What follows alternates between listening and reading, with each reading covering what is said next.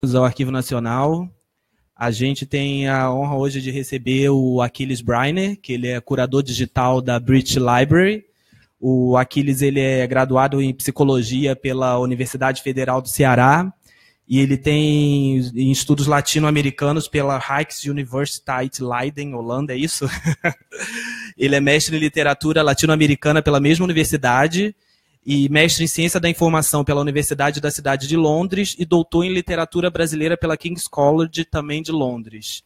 O Aquiles trabalha desde 2006 na British Library, né, a biblioteca britânica, como curador digital e tem participado de vários programas e atividades relacionadas a serviços e coleções digitais na British Library, incluindo projetos de digitalização, criação e controle de metadados, formação de bibliotecários e pesquisadores na utilização de conteúdos digitais e concepção e desenvolvimento de plataformas interoperáveis para a disseminação e agregação de acervos eletrônicos entre bibliotecas no Reino Unido e no exterior. O Aquiles está no momento no Brasil, fazendo parte do programa de residência para pesquisadores e doutores estrangeiros, porque o Aquiles também é britânico, tem dupla cidadania, não é isso? Na Fundação Biblioteca Nacional do Brasil, onde ele vem fazendo um trabalho de curadoria digital muito bacana. E ele aceitou aqui o nosso convite do Arquivo Nacional, da Coordenação de Pesquisa para a Difusão do Acervo, para falar dessas metodologias emergentes na área de curadoria digital aplicadas a acervos digitalizados no século XIX, tendo como foco os processos de criação, disseminação, acesso e reuso desses conteúdos. E a atuação prática em curadoria digital será exemplificada pelo projeto de criação do acervo iconográfico digital afro-brasileiro da Biblioteca Nacional, seguindo as diretrizes de publicação e reuso de imagens de instituições de memória cultural em plataformas abertas como Flickr e a Wikimedia Commons. O objetivo é disseminar coleções digitalizadas e fomentar a participação pública na descrição, interação e reapropriação dos conteúdos eletrônicos disponibilizados pelas instituições de memória cultural, inclusive as públicas, que é o trabalho que ele vem fazendo no Brasil, possibilitando dessa forma novas leituras dos conteúdos por diversas linhas de pesquisadores e diferentes grupos de usuários. Então, a palestra dele descreverá também a importância de atividades de crowdsourcing na formação, ele vai explicar o que é isso, de novos acervos, taxonomias e propostas de pesquisas em acervos digitais. Boa tarde.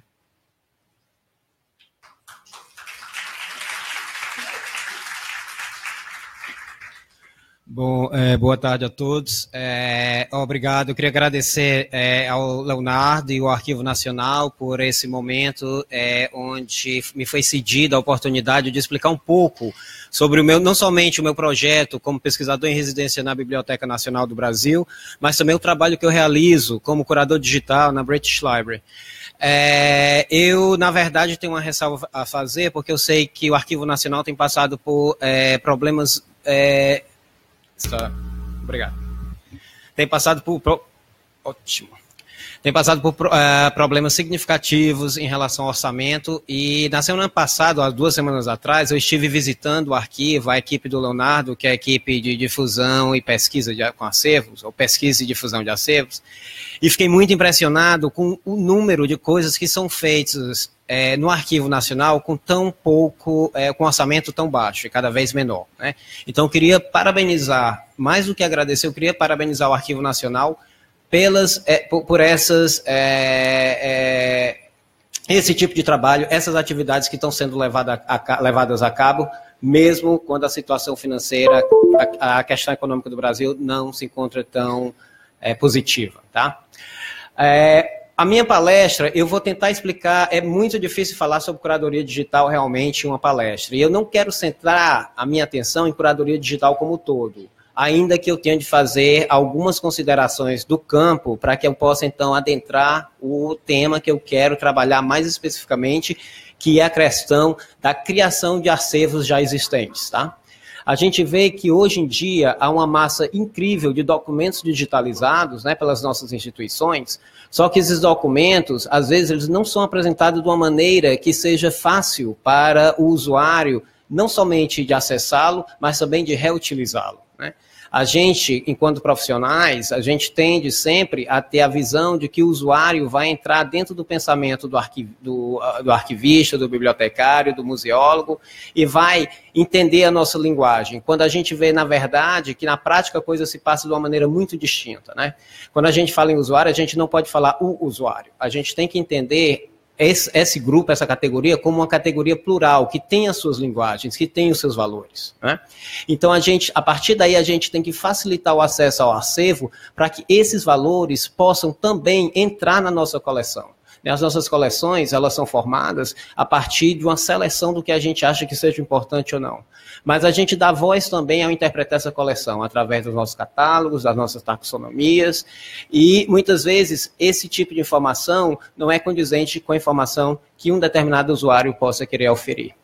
Então, o que eu vou falar essencialmente hoje é sobre essa questão de como a gente pode sair, né, do âmbito institucional, das paredes, das nossas plataformas, para através de outras plataformas, né, outros recursos existentes e abertos para que a gente possa atingir o maior número de pessoas e, assim, exercer a nossa atuação enquanto profissionais da informação. Tu pode passar o slide? Ou dá para passar aqui, eu não sei, acho que aqui é só o pointer, né? Certo.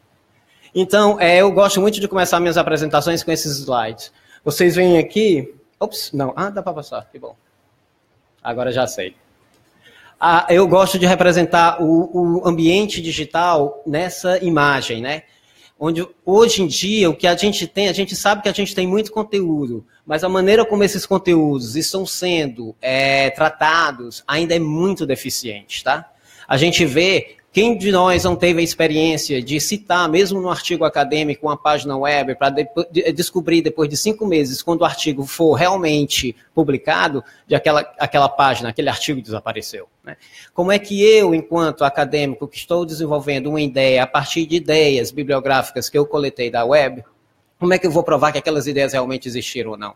Esse é o ponto mais simples. Mas imagine tantas outras coisas que acontecem diariamente, quantas imagens, quantos documentos não somem, né, dos nossos acervos mesmo, por falta de descrição detalhada dos metadados, ou até mesmo pela questão da interoperabilidade, porque a gente inventa os nossos padrões, né? A gente às vezes não segue os padrões que são já estabelecidos por uma comunidade internacional.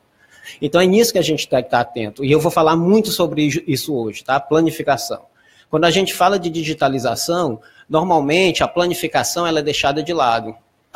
O conceito de digitalização, muitas vezes, é entendido apenas como uma reprodução imagética de um objeto físico. Quando o digital, ele comporta muito mais do que apenas uma reprodução. Tá? O digital ele não é uma reprodução do físico somente. Ele abre outras possibilidades de acesso, análise e reuso. Então, essa vai ser realmente a minha mensagem do dia.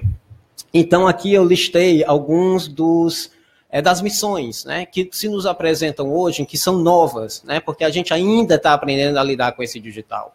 Esse objeto que é efêmero, esse objeto que é novo e, ao mesmo tempo, a gente tenta, né, tratá-lo da maneira mais correta possível. Mas esse exemplo aqui desse quarto, eu digo que o quarto, a sala, são os formatos, né, que eles estão ficando obsoletos cada vez mais rapidamente. A questão dos livros ou dos objetos espalhados pelo chão é a questão dos metadados. A gente não está encontrando o que a gente quer de maneira certa, a não ser que a gente já tenha um grupo específico de pessoas que compartilham os mesmos metadados, né? Então aí entra a questão do digital também. Os bibliotecários e arquivistas, bibliotecários eu falo como nós sempre tentamos descrever os objetos através de taxonomias existentes. Só que a folksonomia, né, que é a questão do usuário descrever aquele objeto, ainda é muito pouco aceito nos nossos catálogos ou nas nossas instituições. Quais das instituições que a gente conhece que aceitam que o usuário faça um tagueamento de um objeto? São pouquíssimas, né? A British Library já o faz, mas eu digo assim, no Brasil, ou mesmo na Europa, esse tipo de componente Web 2.0 que a gente tem que abraçar ainda não existe nos nossos catálogos.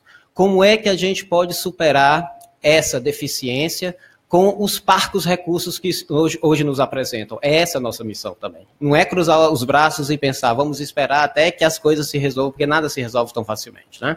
Então a gente vai ter que fazer uso do que já existe, preferencialmente de maneira aberta, né, e livre, para que a gente, então, possa oferir algum impacto, né, das nossas coleções para os usuários que a gente serve.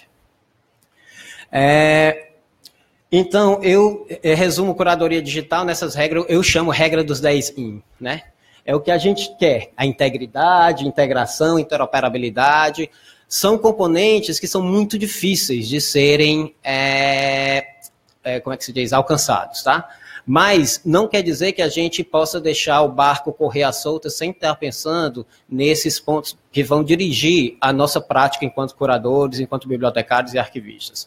Então, o objeto digital, por ser realmente algo novo e diferente, ele exige que esses 10 processos sejam não somente respeitados, mas também cumpridos, né? A gente sempre pensa nas nossas instituições, é o que eu falei, interoperabilidade, como é que eu tenho que pensar no objeto e como é que ele vai ser representado dentro de um outro contexto, né? Interoperabilidade aqui tem a ver também com a interpretação, né? O contexto em que aquele objeto se apresenta vai mudar a maneira em como ele vai ser interpretado ou não?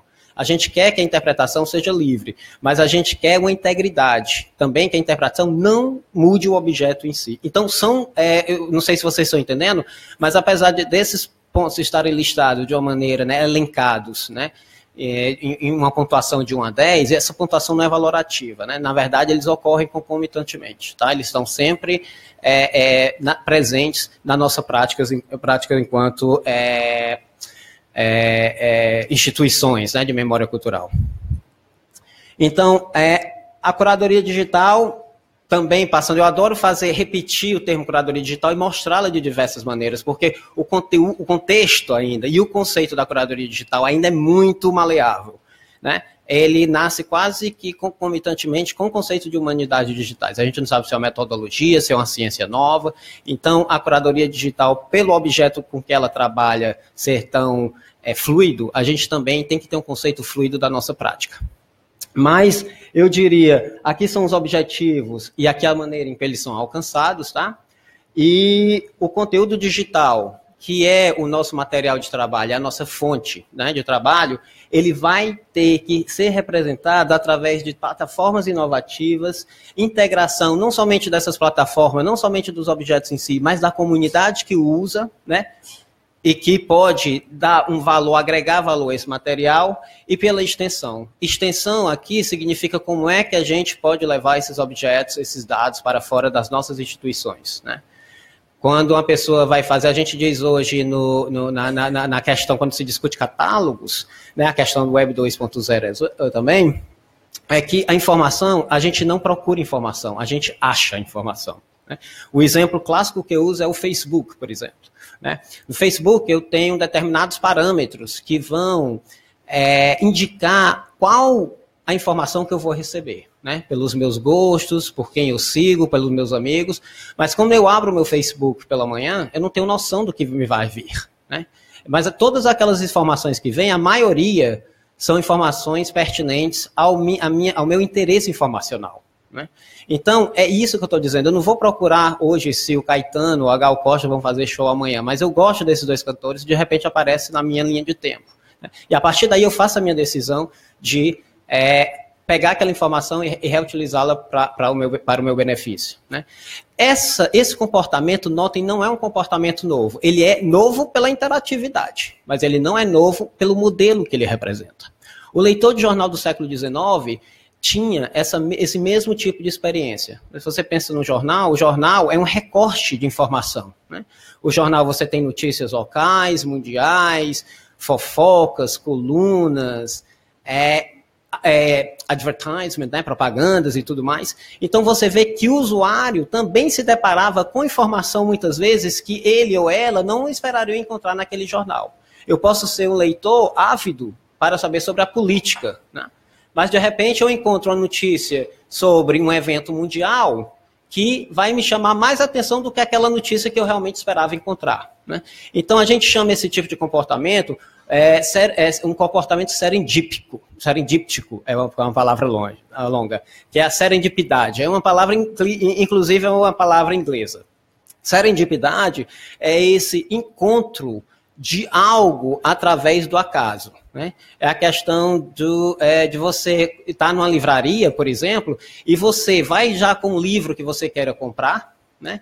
Você vai com a indicação bibliográfica daquele livro, mas você sempre escapa daquela informação para ver nas prateleiras o que há de novo. E você acaba saindo com mais livros do que você realmente esperava encontrar, né? E aí a gente tem o componente visual, tá? A maneira como esses objetos eles se nos apresentam. Na questão do digital, o contexto é mais difícil, porque a gente não vê esses objetos, tá? Eles só existem através das descrições, eles só existem através dos seus metadados, né? Por que metadado é a Bíblia do bibliotecário e do arquivista? Porque realmente é o que garante a existência do objeto, né? A existência enquanto recuperação, a existência enquanto preservação e a existência enquanto modo de uso, tá bom? Então, metadado, a gente fala muito, né, sobre metadados, mas é porque é essencial que esses metadados sejam bem descritos. Eu gosto de fazer sempre uma comparação com o mundo físico, né, que eu digo, com as nossas práticas cotidianas. Porque eu não sei, de repente, quando eu estou falando para vocês, alguns já sabem muito sobre metadados, outros não. Então, eu prefiro deixar as coisas claras, né? No caso dos metadados, a gente pode pensar o metadado como uma informação sobre o objeto, não é isso? Mas essa informação ela é essencial não somente para que esse objeto seja descoberto, mas para que a gente faça também a nossa seleção ou a nossa decisão de uso. Se eu entrar no supermercado, eu vou querer comprar uma maionese. Imagine se eu não tivesse nenhuma maneira de descrição dos corredores. Aqui são os laticínios, aqui são os pães, aqui são as maioneses. Eu ia perder muito tempo procurando, né?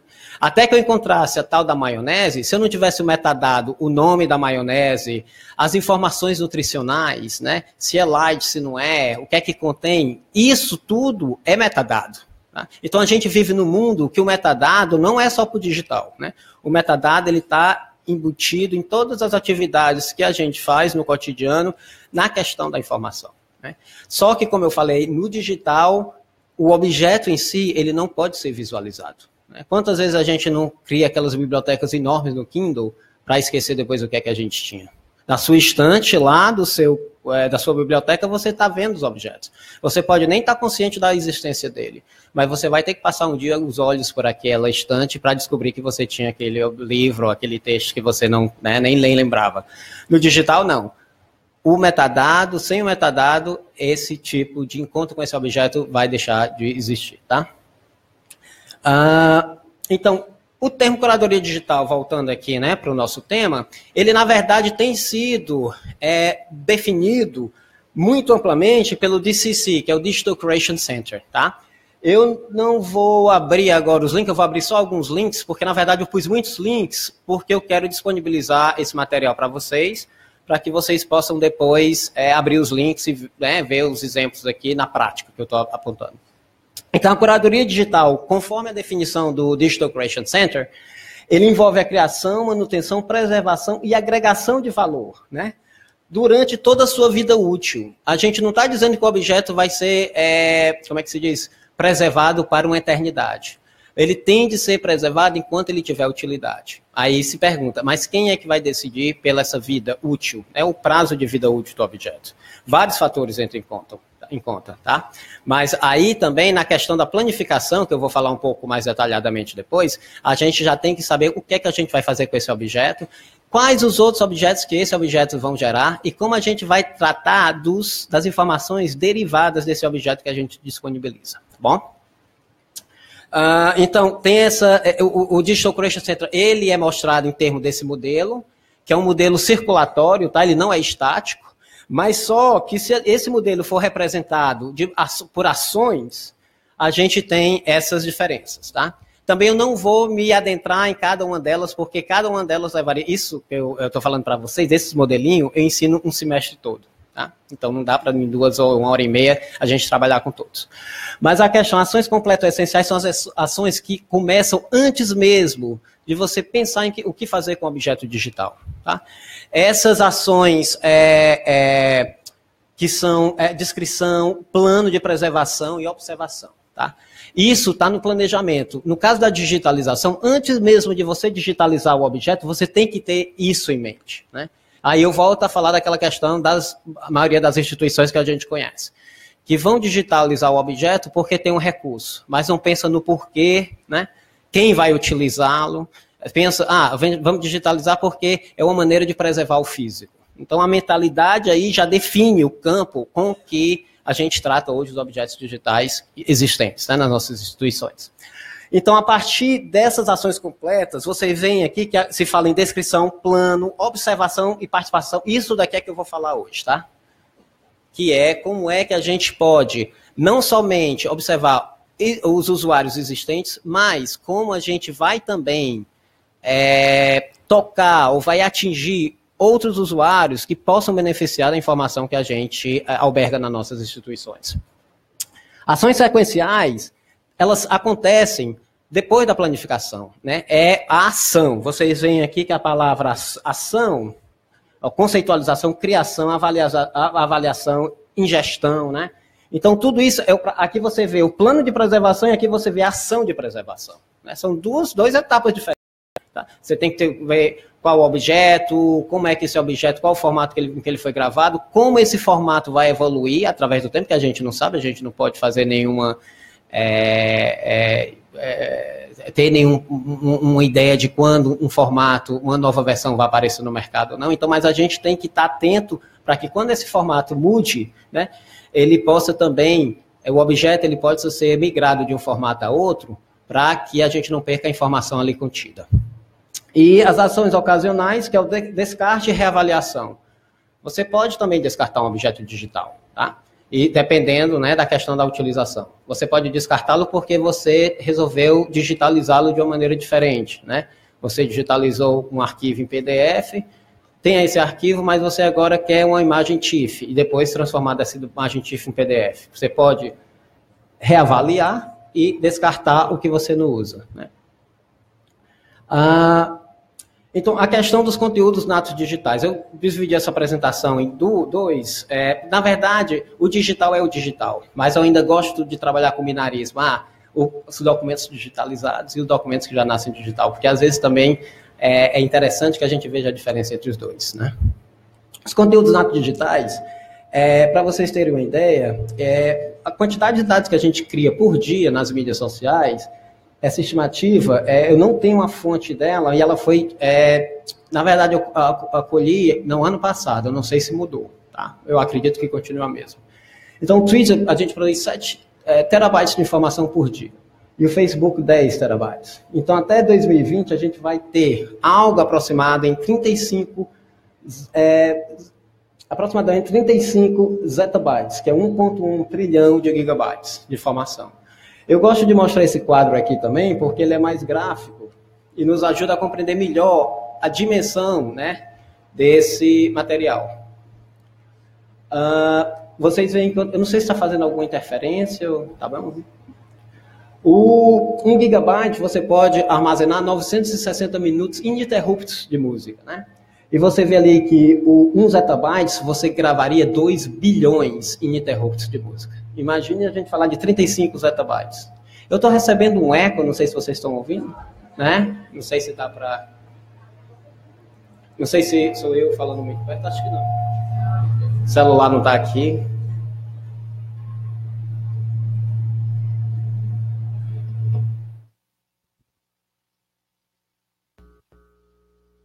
Vamos ligar de novo.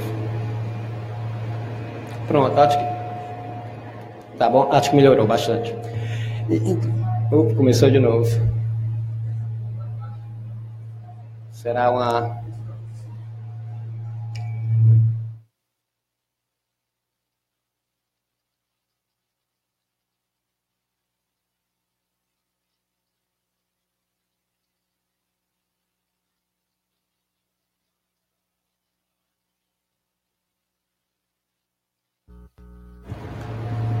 voltou. Não sei se...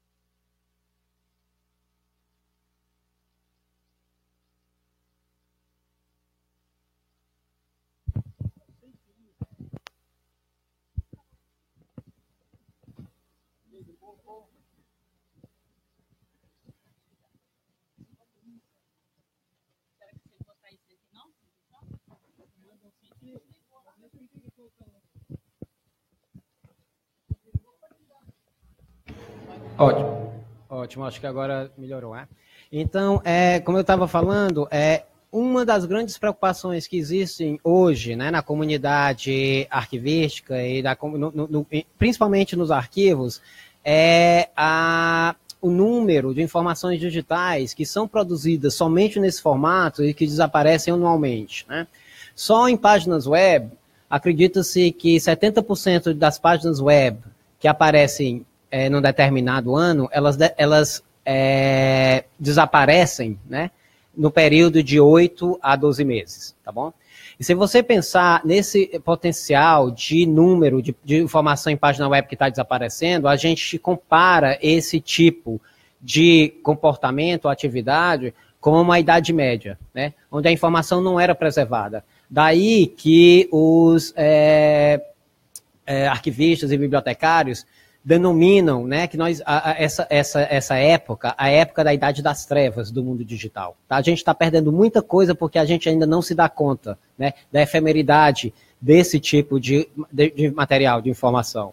É o que eu falei, né, no começo da minha fala sobre a questão dos artigos científicos, né? E olha que os artigos são ainda melhor preservados porque muitos deles agora recebem um DOI, né, que é o DOI, que é o identificador do documento, né, em formato digital. Mas as páginas web não. Então, o que acontece é que muito da informação que os historiadores do futuro vão precisar para entender a nossa história, né, de hoje, essa informação não vai estar disponível para eles, tá bom?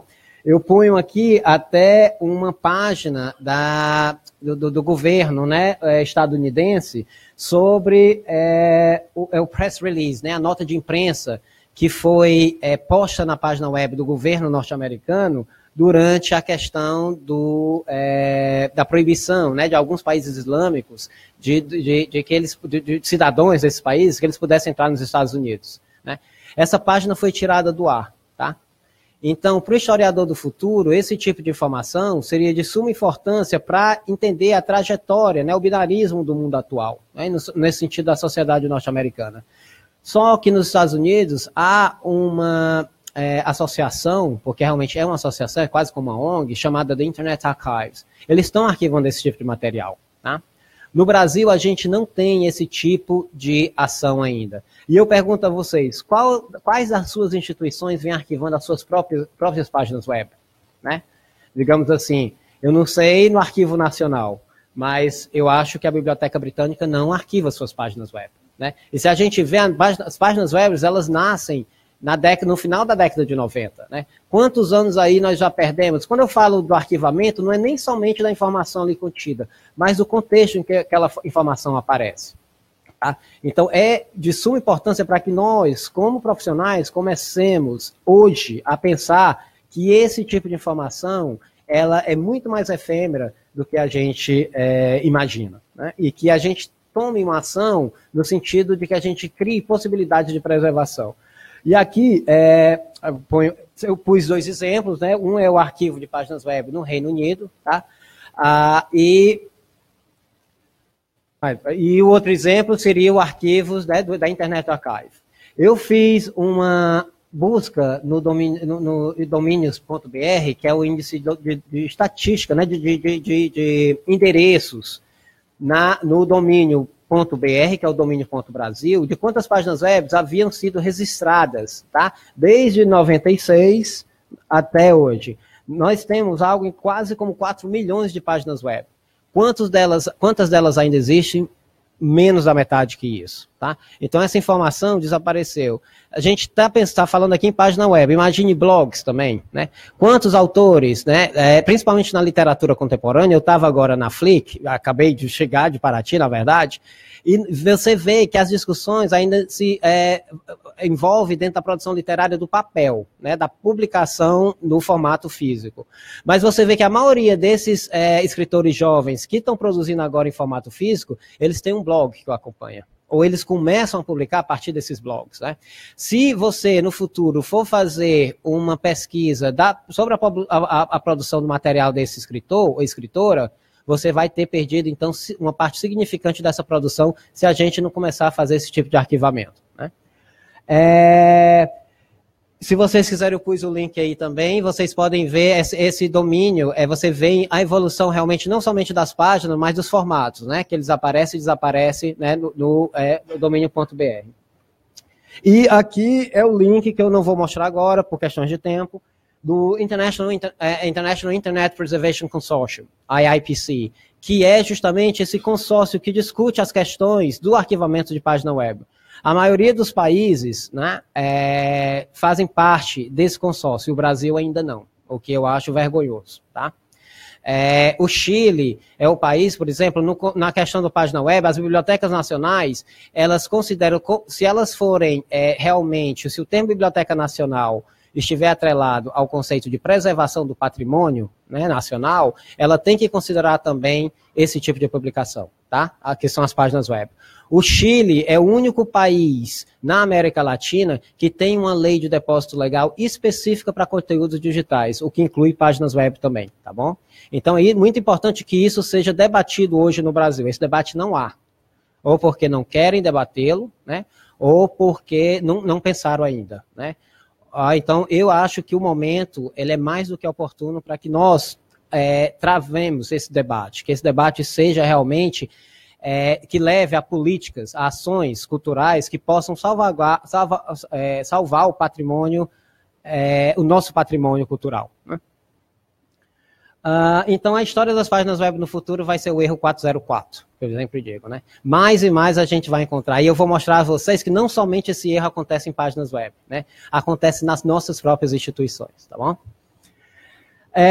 Aqui também o que a gente vê, eu estou contente em ver que o Brasil já tem uma política de preservação de dados, o que eu acho super importante, e gosto realmente de ver que esses dados estão sendo disponíveis, mas isso ainda acontece muito dentro da área científica, né?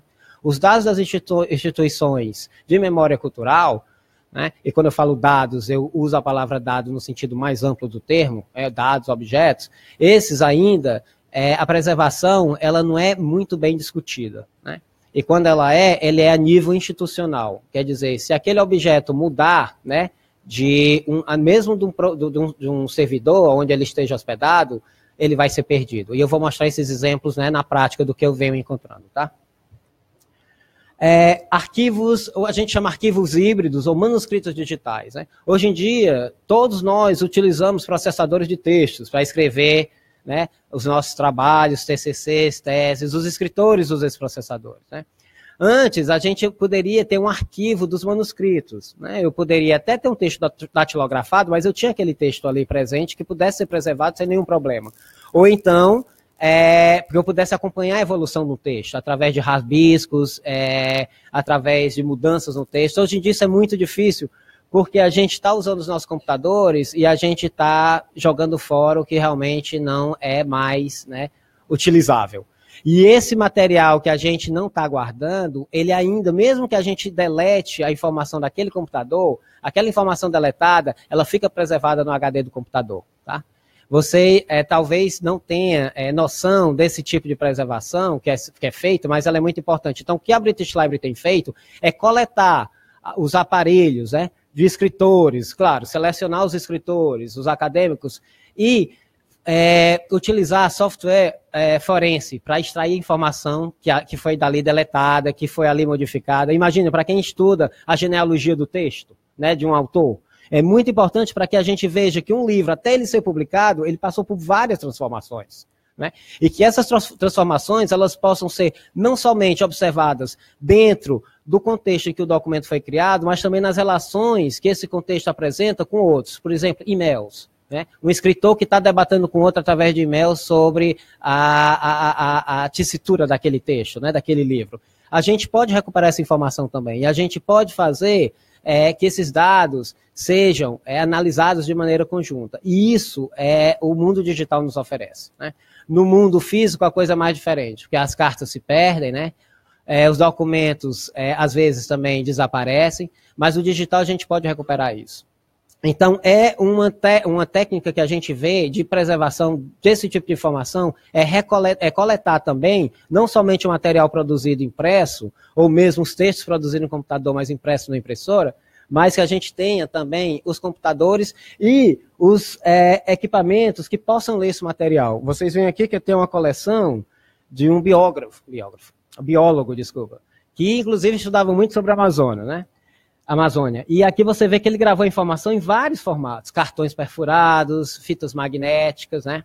Eu uso por exemplo, quando eu fiz o meu doutorado, eu ainda gravava, né, os meus capítulos nos disquetes, tá?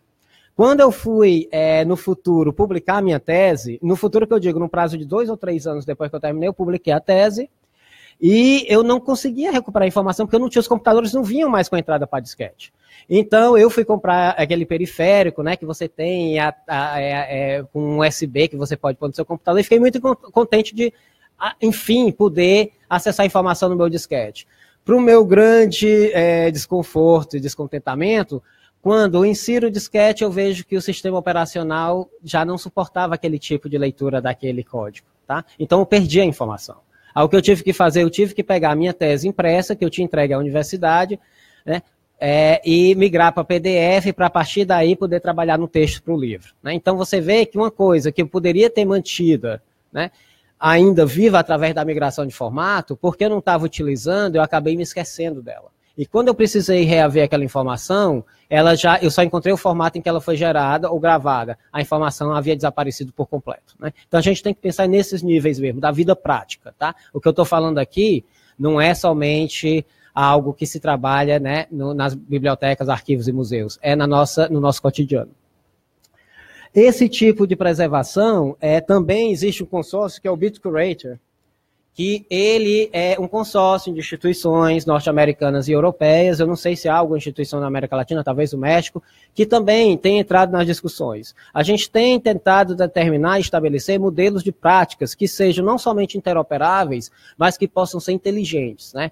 Que elas possam ser, essas políticas, elas possam ser postas em práticas com o mínimo possível de recursos, porque todas as instituições estão passando por problemas financeiros e problemas de recursos também de pessoal, então a gente tenta minimizar esse tipo, né, de gasto através do diálogo. Digitalização, então é o que eu vou falar também agora, né, desses conteúdos que a gente tem nas nossas instituições e que muitas vezes não sabe ainda como tratá-los, tá? A digitalização, ela é fundamentalmente diferente do que eu falei, né? Que existe aquela concepção de que o digital, ele é só no inglês é surrogate, que seria uma substituição para o físico, tá bom?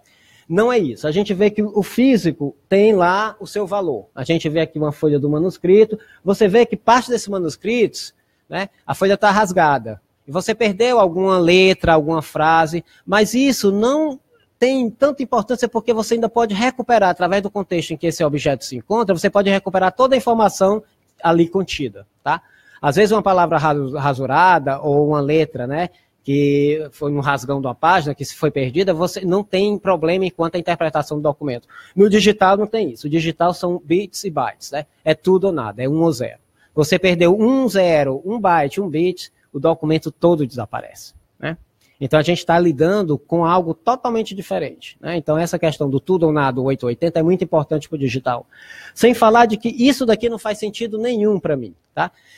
O que faz sentido para mim é que essa informação, através de uma engrenagem, ela possa, e de um sistema operacional, ela possa ser resgatada e ela pode ser traduzida para uma linguagem que seja a linguagem humana, e não essa linguagem computacional. Então a gente tem vários passos para que essa informação seja auferida, para que essa informação seja realmente conseguida, a gente depende de vários fatores. E esses fatores, todos eles têm o mesmo peso de importância dentro do contexto informacional em que esse determinado objeto aparece. Aqui não, aqui a gente só tem um papel. Claro que a tinta pode desaparecer, mas você criando condições de preservações básicas, você vai poder manter esse papel por muito tempo, né? Esse daqui a gente vê que desaparece muito mais rápido. Então, o que é que a gente tem de fazer primeiramente, antes de digitar? A gente tem que fazer uma planificação. Vocês se lembram daquele quadro do DCC que eu mostrei, né? Do Digital Creation Center? Pois isso aqui remete àquele slide anterior, tá bom? Então, a gente tem que estabelecer critérios. Como a gente vai digitalizar, como a gente vai descrever, como a gente vai armazenar, né? A gente vai considerar quem é o público que eu vou querer atingir com aquela digitalização, quais os objetivos dentro do orçamento que eu tenho, o que é que pode ser feito, né? Como é que eu faço a seleção do que vai ser digitalizado, se eu não puder digitalizar tudo, né? Se eu tenho que ter pelo menos uma seleção, uma amostragem que seja significativa daquela coleção que eu tenho na minha instituição, aquela coleção física, né? E o planejamento é essencial que a gente tenha um modelo de planejamento, e nesse caso eu digo que o Open Archival Information System é o modelo mais utilizado nas instituições e que esse tipo de planejamento seja seguido à risca, tá? Eu vou dar uns exemplos de como eles não estão sendo. Aqui eu ponho, foi interessante que nós fizemos, inclusive você tem que deixar claro para o seu público, tá? Qual a questão, quando eu falei na questão da consideração, qual o número de objetos digitalizados que você tem em comparação com toda a sua coleção e em comparação com os anos de publicação que aquele determinado tema teve na sua coleção física. Um exemplo que a gente fez foi, isso daqui são os livros sobre narrativas de viagem, que a gente chama Travelogues, né, existentes da British Library. Esse quadro mostra o acervo físico, com o mesmo tema. Esse quadro mostra o acervo digitalizado. Você vê que não tem relação nenhuma, né? Então você tem que deixar o usuário certo de que isso daqui é uma amostragem que não é representativa dessa aqui, tá? Eu também não posso ficar somente pensando que tudo que é a questão da googlificação do mundo, né? O que não está na internet, o que não existe online, disponível, para mim não existe enquanto informação. Isso é falso, a gente sabe. Mas a gente tem também que alertar os nossos usuários que há essa discrepância, né? E muitas vezes a gente nem se preocupa em fazer esse alerta. A questão de como a gente vai digitalizar, tá? Aí também eu não vou mostrar os slides, mas vocês vão poder... Os slides, desculpa, os links. Aqui a gente vê um exemplo de um programa de digitalização que a gente teve na British Library, que são os cadernos de anotações de David Livingstone. David Livingstone era um aventureiro britânico que foi para a África e na África se perdeu.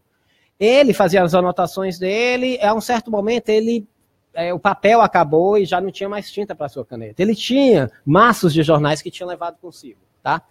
Nesses jornais, ele tinha conseguido escrever através de uma tinta rústica que ele fez de um coco africano. Ele extraía essa tinta e escrevia.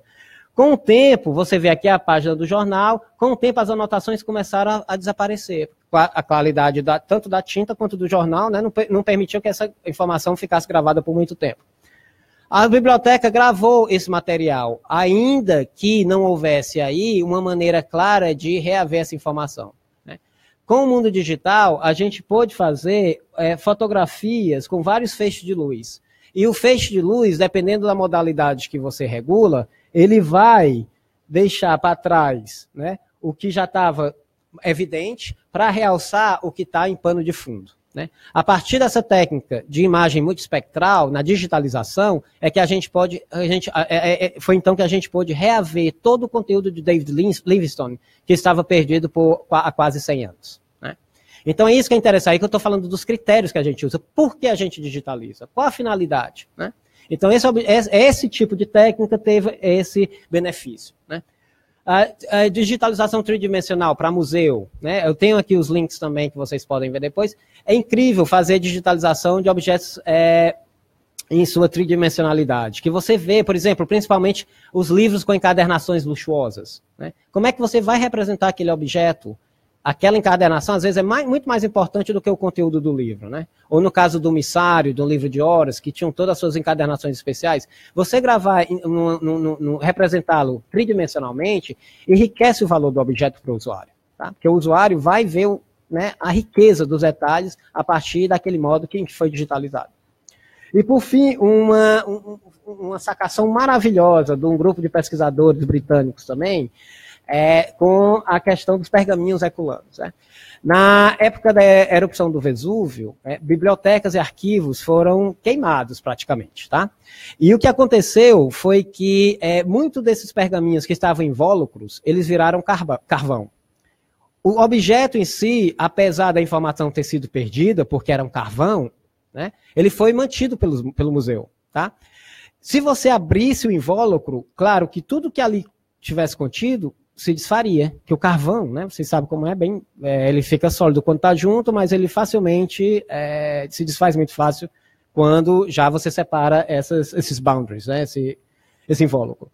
Então, os pesquisadores decidiram usar máquinas de ressonância magnética. Aqueles MRIs que a gente vai no médico, né? Quando você tem uma fratura no osso, você vai... Eles fizeram imagens de feixes e eles puderam recuperar sem danificar o objeto, sem abrir, eles puderam reaver toda a informação ali contida. Isso é um avanço do digital. Né? Eu uso só esses exemplos para vocês verem como o digital é uma revolução. Né? O digital não é só o que eu falo, né? É uma cópia, né? Não está somente nos ajudando a preservar o físico. Pelo contrário, ele está ajudando a gente a acessar esse físico de uma maneira nunca antes possível, tá bom? Utilizar tecnologias existentes, né? Não vamos reinventar a roda, tá bom? Vamos ver o que é que há de plataformas abertas, plataformas mídias sociais. O que a gente nota hoje em dia é que as mídias sociais são usadas para nossas instituições para comemoração de evento, né? Nesse dia nasceu fulano de tal, a foto de Dom Pedro. Hoje vamos ter uma palestra do Aquiles, pronto. Mas a gente não pensa nos nossos acervos, a gente pensa sempre numa informação que é interessante também. Mas por que a gente já não pode pôr esses acervos, fazer uns grupos em Facebook, né? Ou no caso do Pinterest. Eu pus aqui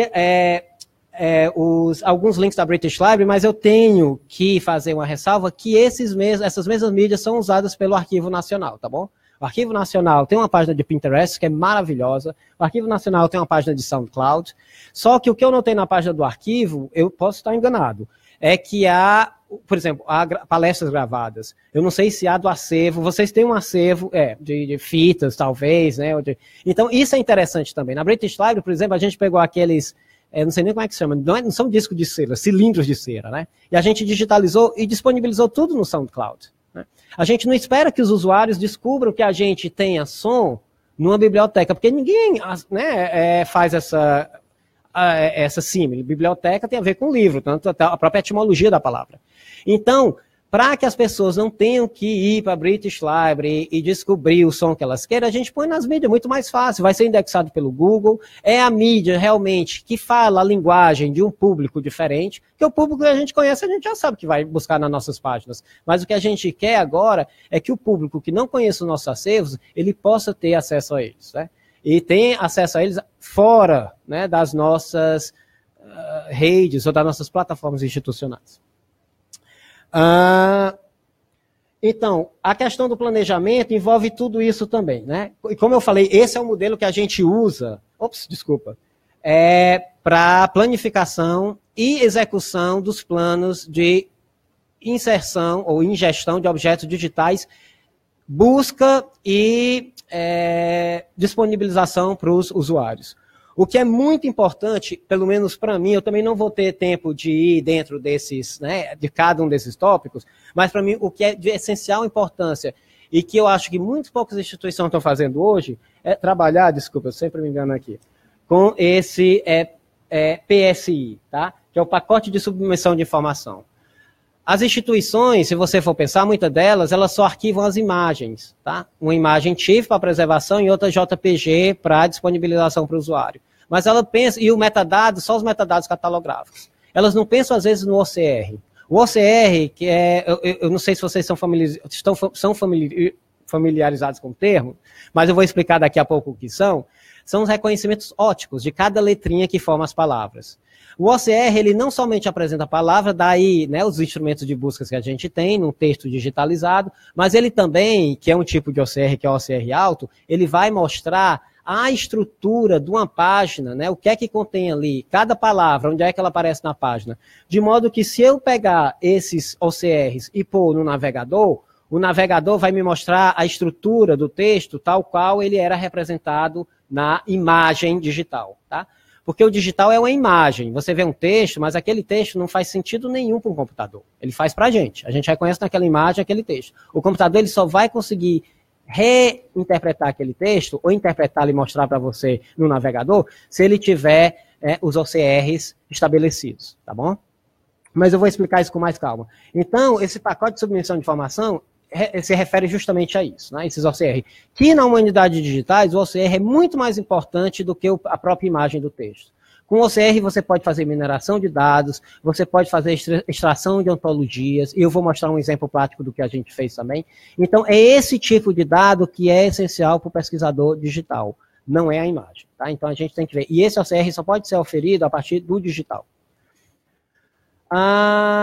Eu pus aqui umas referências também, que eu também não vou entrar muito, mas tudo que eu falei pode estar, tá? Não estou inventando nada, nem estou contando nada para vocês que venham de mim. Tudo é baseado principalmente nesses sites.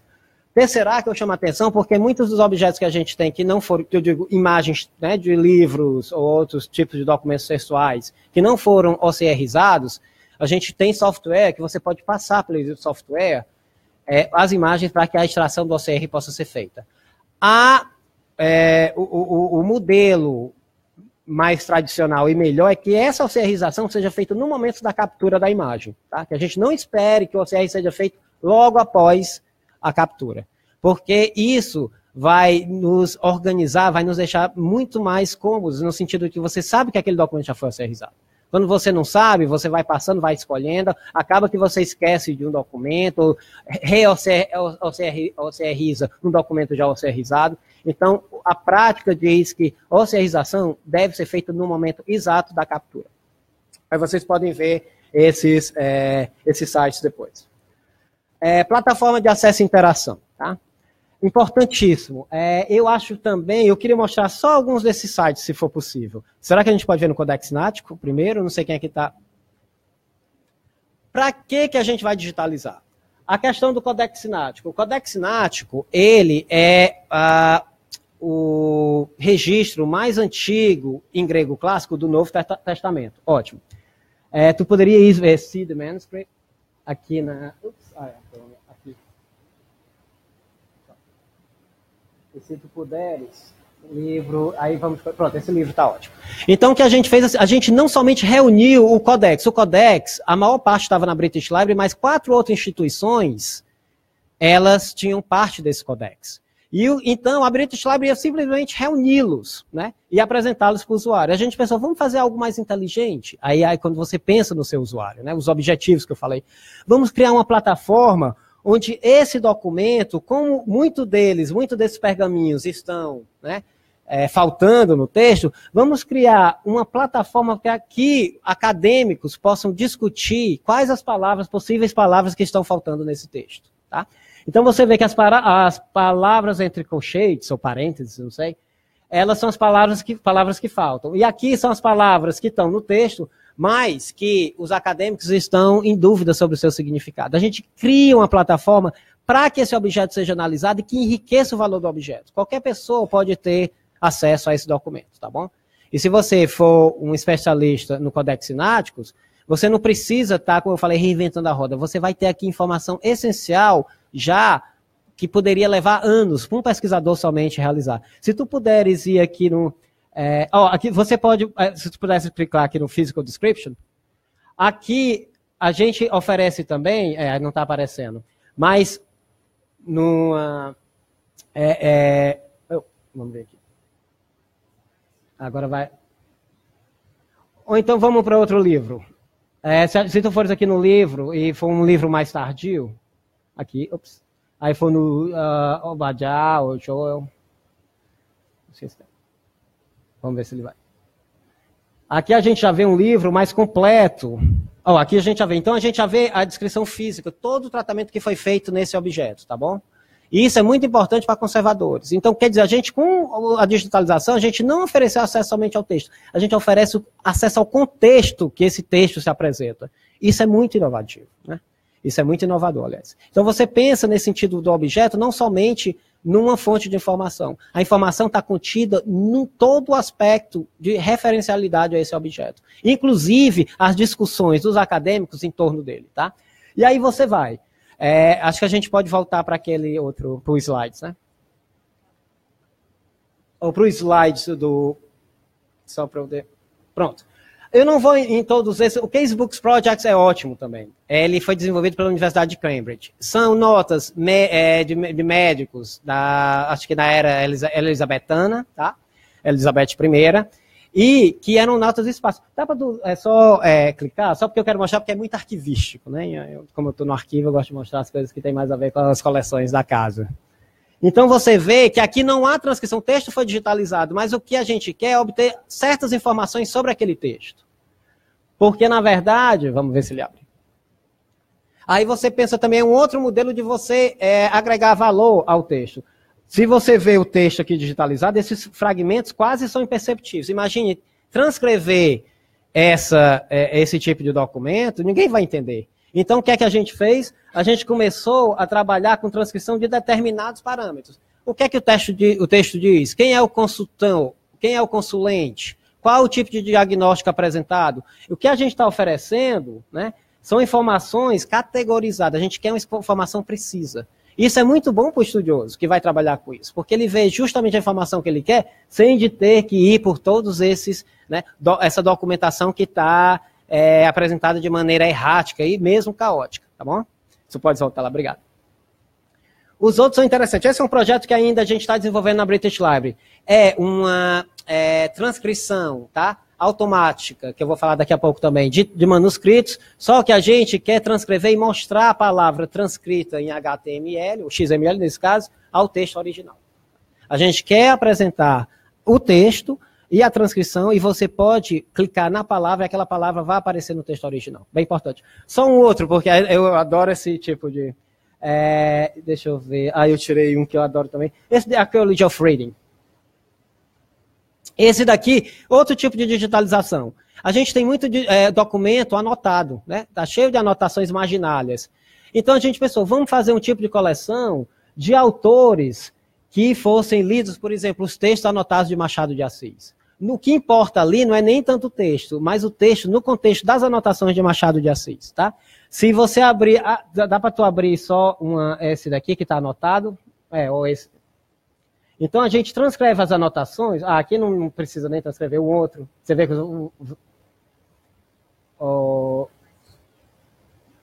aqui também não tem anotação, mas pegando uma página com sorte, né, com anotação, você vai ver que tem anotação na página, na marginália, tem a transcrição da página e as relações que essa anotação tem com outros textos, né? A gente está trabalhando aqui num contexto muito mais amplo, é uma web semântica aí, né? Você está trabalhando em contexto muito mais amplo do que somente o contexto do livro, tá? A gente está trabalhando com as ideias, que a ideia é mais abstrata, mas você só pode ter a noção da ideia do autor a partir das considerações que ele fez sobre aquela obra, né?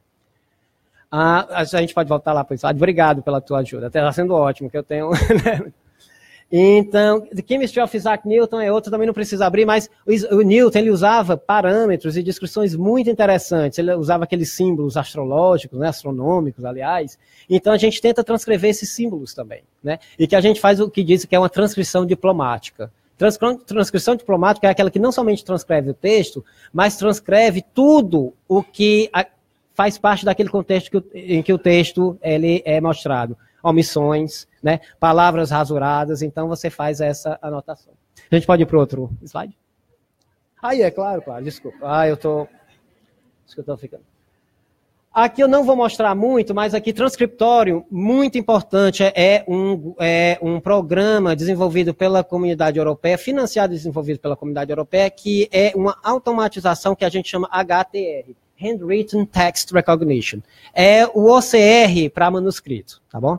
Esse daí, e perdão pela palavra, é fodástico. Vocês podem utilizar, né?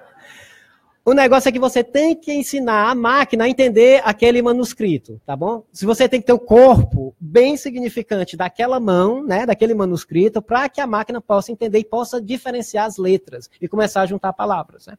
Isso é muito bom para manuscritos medievais, porque, né, as caligrafias eram iguais. Mas quando você vai para um autor, é bom que esse autor tenha uma produção considerável em manuscrito para que a máquina possa lê-lo. Mas é um software aberto, tá? Vocês podem testá-lo e vocês podem ver como ele funciona, né, bem. O nível de accuracy, que é acerto, né, ou acuidade, é altíssimo. Né? Tu pode clicar nesse Book of Margaret Camp. Outro tipo de transcrição que eu adoro, né, que é feita, esse daqui não é automatizada, mas ele representa o documento. Aqui o que a gente tem um manuscrito, tá? Com anotações, com determinados elementos no texto. Se você fosse traduzir ou transcrever isso de uma maneira, né, bem simples e cotidiana, você ia perder a riqueza desse documento. A gente trabalha desse tipo de documento, a gente trabalha com transcrições que sejam mais próximas do documento em que ele se refere. Por exemplo, todas as letras marcadas em vermelho, esses colchetes foram adicionados, tá? Por um editor. Então a gente tenta mostrar, se você não tiver acesso a essa imagem vai estar muito mais próxima desse texto do que uma imagem sem essas indicações. Tá? É quase como uma descrição diplomática que eu digo também. A gente pode voltar? Espero que tu não fique tonta de voltar de um para outro. Mas vocês podem ver os outros também. Digipal, interessantíssimo também, que o Digipal... Dá para duplicar no Digipal? Desculpa. O Digipal é uma enciclopédia de letras da Idade Média, quase. Você vê, é uma máquina que vai, né, buscando as letras e ele cria um dicionário enorme, por exemplo, Gs. Quais o número, como esses Gs foram escritos? Letras como E, L, que eram diferenciadas, né, muito escrevidas de uma maneira ou de outra. Então ele tenta agrupar e tenta reconhecer, tenta dizer ao computador, esse traço assim, esse traço assim, esse traço assim, todos se referem a uma mesma letra. É a letra L, é a letra E, é a letra G. Né? Então ele faz esse tipo de identificação. O que ajuda muito na transcrição, né, como no documento lá, na plataforma que eu mostrei do Transcribos. Né? Você ensina o computador não somente a reconhecer a caligrafia de alguém, mas você ensina ele a reconhecer as diferentes caligrafias e, né, da maneira que aquela letra é representada por um ou por outro. Pode voltar por... Ou caligrafista, desculpa. Pronto. Aí, vamos lá. Então, transcrição, construção e visualização. Tu poderia clicar no primeiro site também? Interessantíssimo. E esse exemplo eu uso muito, esse primeiro porque ele é um exemplo quase que percussor aqui no Brasil, da Fundação Casa de Rui Barbosa. Um projeto maravilhoso que tem muito a ver com o meu trabalho, né, que eu trabalho com cultura afro-brasileira. Tu pode passar o mouse para esse documento? Isso, olha. Aqui o que a gente tem é um documento que já foi transcrito, tá bom? Esse documento já foi transcrito. O que a gente pede aos usuários, e aí é aberto, é que o usuário, você vê que tem uma palavra porventura, que é essa palavra aqui. Tu pode clicar? Ninguém sabe se é porventura, se é permanências. Então, através de um joguinho, a gente pede que o usuário escolha qual é a opção que ele acha que seja mais referente a esse documento. São vários jogos, jogo da velha, jogo de transcrição, e essa coisa, a pegada dinâmica, a pegada, né, do lúdico, que você vai conseguir muito mais coisas do que ter um grupo de acadêmico ali. Claro, tem a questão do controle de qualidade que todo mundo pergunta. Mas aqui a gente está aceitando, eu não sei porque não é um projeto meu, falar gente, mas eles, né? Eu acho que deve ter, a cada 10 opções escolhidas, né, a mesma palavra, aquela opção é tida como a correta, ou a mais próxima do correto, tá bom? Eu não sei, eu estou inventando aqui, pode ser 4, pode ser 20, mas você tem aí uma estatística, né?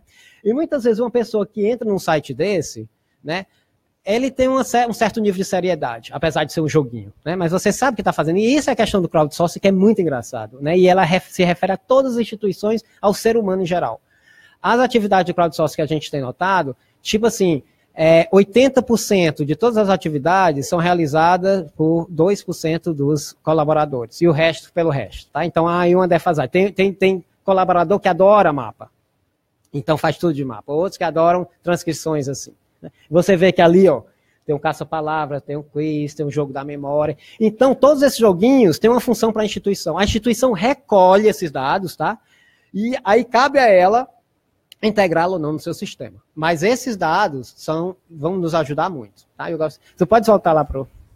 Se eu estiver falando muito rápido, ou se tiver algo que não esteja muito explícito, ou até as terminologias que eu uso, por favor, me pergunte, eu posso repeti-las, tá bom? Eu sei que eu falo muito, mas eu não me incomodaria de repetir. World Weather indicações meteorográficas, né? Elas só são realmente tomadas a sério a partir, acho que do final do século XIX, começo do século XX, eu não sei, é por aí. Só que na reconstrução do tempo, a gente está tentando reconstruir o tempo através de narrativas anteriores a esse período. Né? Diários de bordo de navios, cartas, os diários de bordo. Hoje não podemos aportar no Rio de Janeiro porque uma tempestade estava intensa. Quer dizer, você tem a data, o Rio de Janeiro e a condição meteorológica. Então, você transcreve só esses três, né, esses três elementos. A partir disso, você pode construir, mais ou menos, entender as mudanças climatológicas, né, de um período a outro. Tá bom?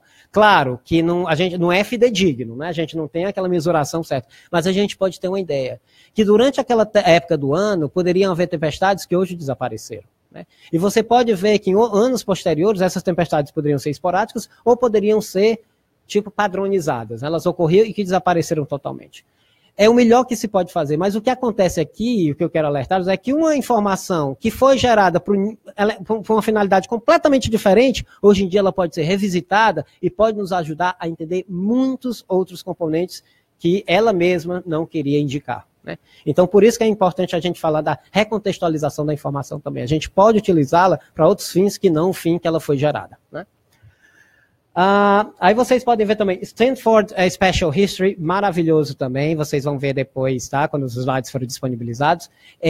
Visualização. Há uma visualização magnífica de Memórias Póstumas de Brás Cuba. Né?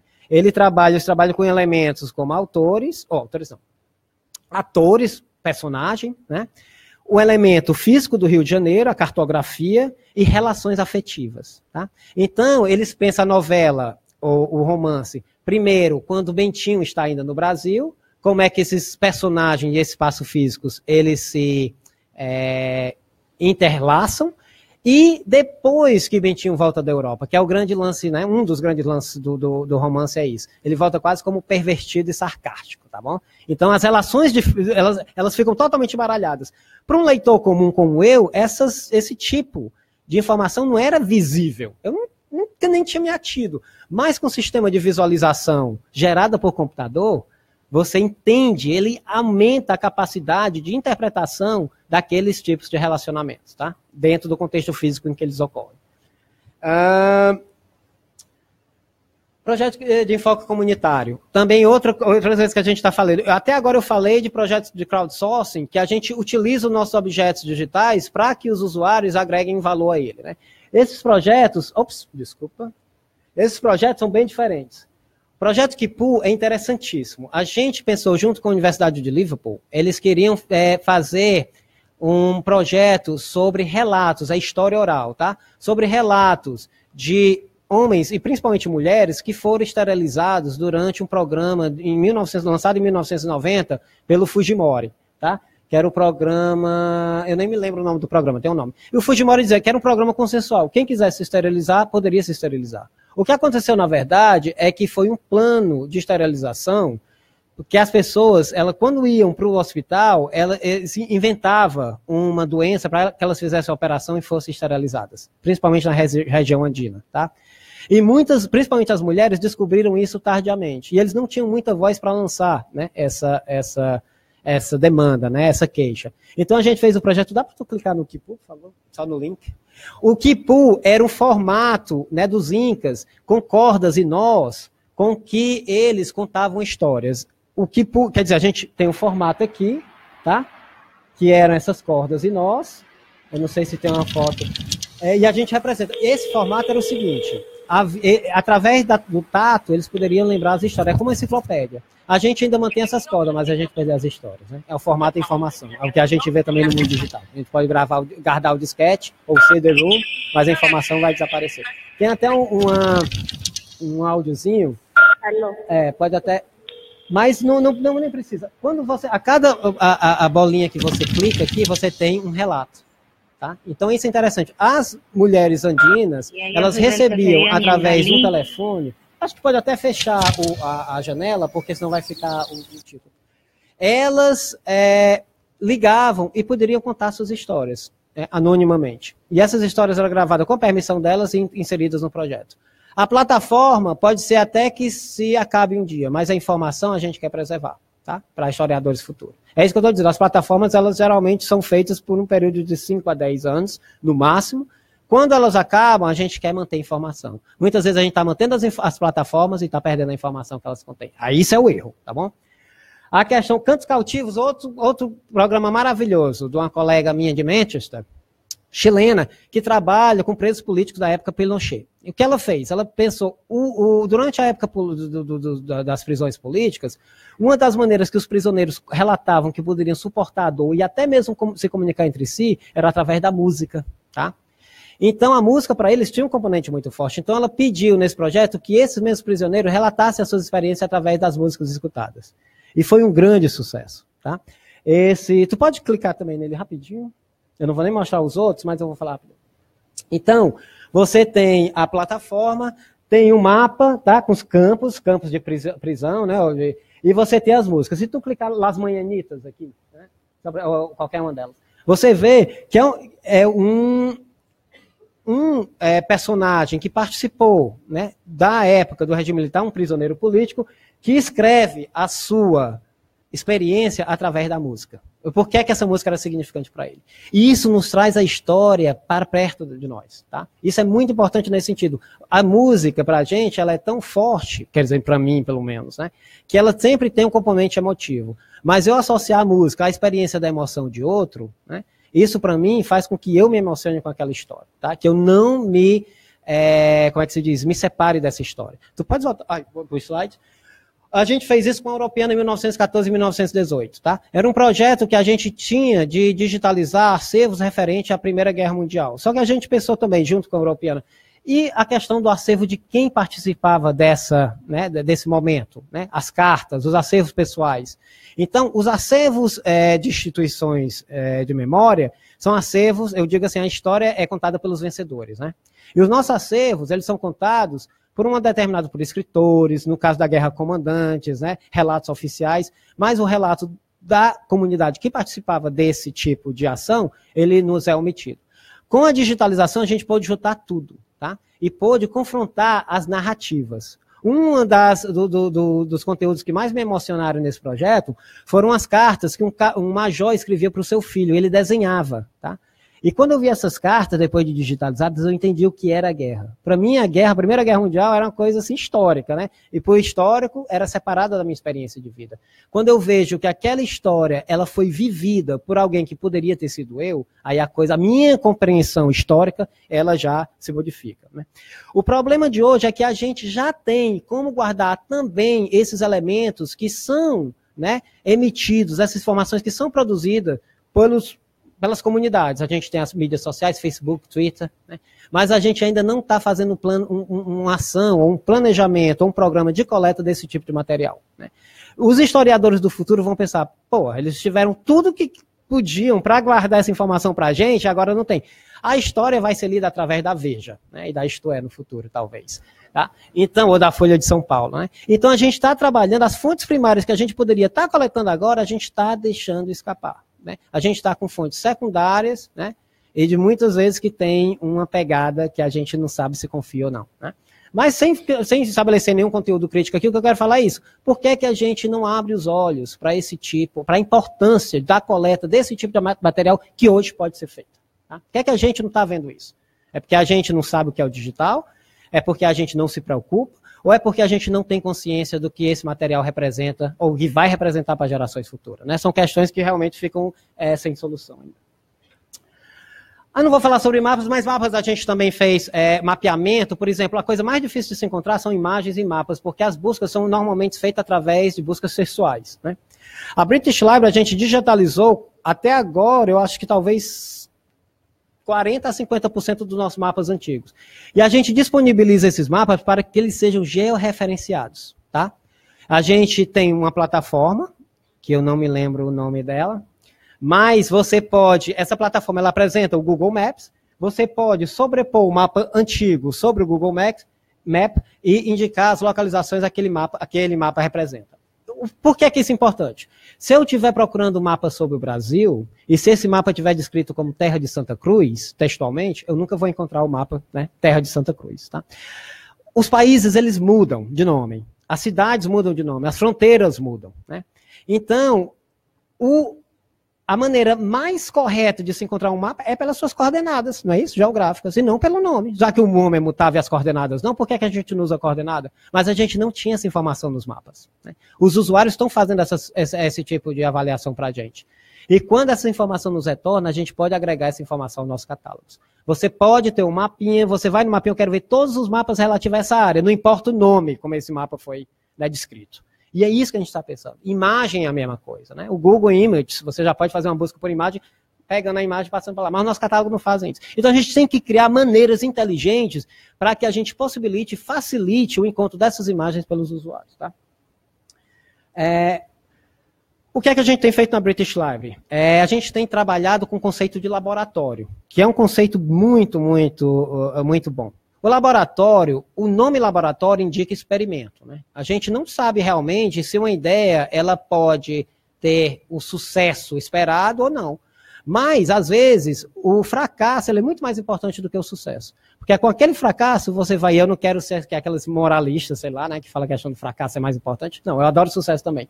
Só que o fracasso, ele pode nos fazer não repetir o erro, tá? Eu vou fazer um experimento. Isso não são experimentos loucos, são experimentos, a gente pensa nas possibilidades, na viabilidade daquele experimento com os conteúdos digitais de serem executados e de ter um resultado que seja, se não seja um resultado de sucesso, mas que seja um resultado de importância, que importância não tem nada a ver com sucesso ou fracasso, né? Que ele tenha um dado que possa ser gerado e que a gente possa ter uma noção de como aqueles conteúdos podem ser utilizados, tá? Então, a gente utiliza os novos modelos de pesquisa, né, nos conteúdos digitais. A gente quer que os usuários, ou que as propostas que nos chegam através do Lab, eu vou explicar o que é o Lab. O Lab não é um espaço físico, não. O Lab somos nós, os curadores, né, e um grupo de 2 colegas que abrimos uma proposta para usuários, né? Que eles mandem propostas de utilização de maneira mais criativa dos nossos acervos. Aí tem as categorias acadêmico, tem a categoria empresarial, entrepreneurship, né? Que é você fazer alguma coisa, né? Que seja, e a carreira artística, que é algo que possa gerar recursos, e outra que é a carreira artística. Mas a gente pede que os usuários usem essas metodologias já existentes. A gente não está criando ferramentas. As ferramentas já estão ali para a gente utilizar. Só que a gente quer uma maneira inteligente de utilizar essas ferramentas para oferir valor para as nossas coleções, para agregar valor a essas coleções, tá bom? Lista de ferramentas muito interessante, Digital Research Tools, o nome é horrível, Dirt. Dirt em inglês é sujo, né? Mas não é sujo, não. Se vocês quiserem ver, super legal, tá? Tem um monte de ferramenta para visualização, para transcrição de texto, né, de áudio para texto, eu recomendo, tá? Então, um dos projetos que a gente selecionou, tá, acho que há 2 anos, foi uma historiadora que queria trabalhar com o movimento chartista na Inglaterra. O movimento chartista era um movimento que reivindicava o voto naquela época ainda para homens, né? Mulheres veio depois da sufragete, e que teve um impacto grande na nação. Só que ele foi muito esporadicamente mapeado, porque era algo quase que como clandestino, tá bom? Então, essa cientista, né, política, ela viu que alguns jornais, como esse The Northern Star, ele trazia chamadas para as reuniões dos chartistas, que eram se reunir em bares, em pubs, né? Então, eles dia tal, na cidade tal, hora tal, fulano de tal vai falar sobre o movimento chartista. Só que eram informações, muitas informações nesse jornal. Ela, o que foi que ela fez? Ela pegou os OCRs, ó, aqui um OCR, a importância do OCR, tá bom? Não era aquela imagem, os OCRs, viu que aqui tinham vários elementos, várias entidades, né? Tinha a entidade temporal, tinha entidade pessoa, tinha entidade local geográfico, e ela começou a mapear isso, tá? Depois, com esses dados,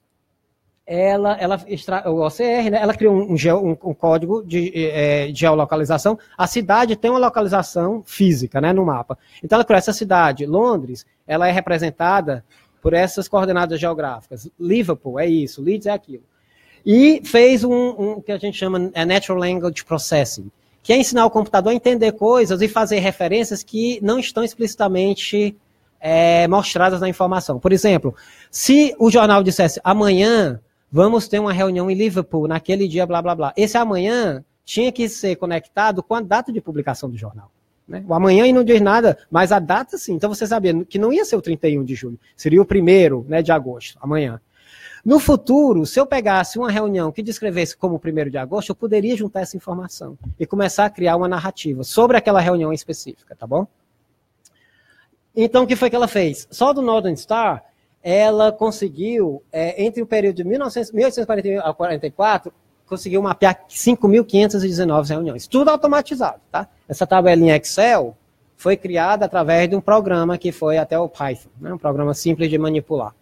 E ela, a partir disso, ela começou a tentar mapear em outros jornais, cuja essa informação não vinha muito explícita, ela tentou encontrar informações em outros jornais que pudessem trazer, né, algum elemento agregador para essa informação que ela já tinha oferido. Então, ela fez um mapeamento, fez aquele website, tá? Aquela plataforma, que é uma plataforma, inclusive, uma plataforma aberta, que é o Omeka, não sei se vocês conhecem, ou é semi-aberta, você pode usar até um certo momento.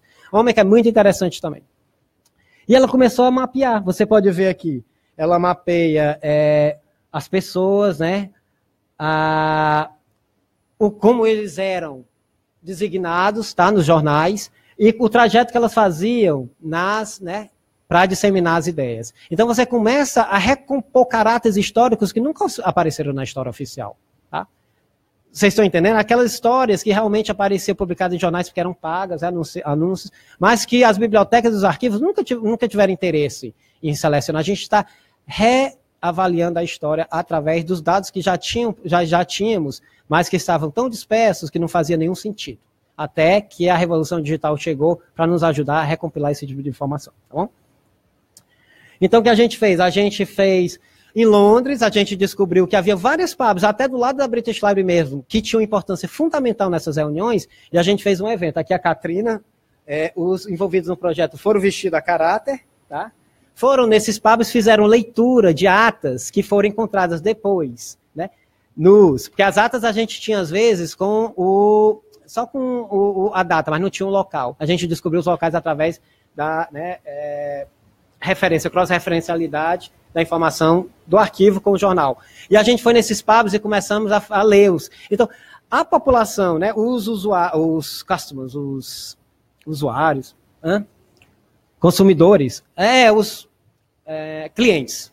Os clientes daquele pub eram pessoas, né, trabalhadores que não tinham ideia da questão política que aquele determinado local exerceu. A gente repete o mesmo comportamento. Nós vamos para a pub para beber, para se encontrar, talvez não para falar sobre futebol, mas naquela época era política. Então a gente trouxe para a comunidade um valor incrível que a comunidade mesmo desconhecia. Até o próprio dono do pub não sabia que aquele pub tinha sido um palco, né, de um movimento tão forte e de tanta importância política para o país. Então, o que a gente está fazendo não é só guardar esses dados para os acadêmicos, para eles levarem, publicarem nos seus livros, para serem lidos por 3 ou 4 outros acadêmicos que têm o mesmo interesse. A gente está encontrando formas de passar essa história, a importância da nossa atuação para as comunidades as quais a nossa existência é invisibilizada.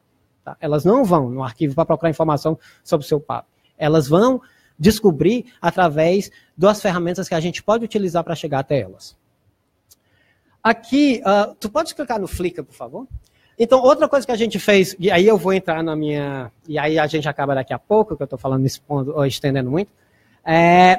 A gente tinha uma coleção de mapas, é um outro experimento que a gente fez dentro da BL Labs, que foi o Flickr. Tá? Você vê British Library e tudo mais. Aqui, essas fotos são utilizadas...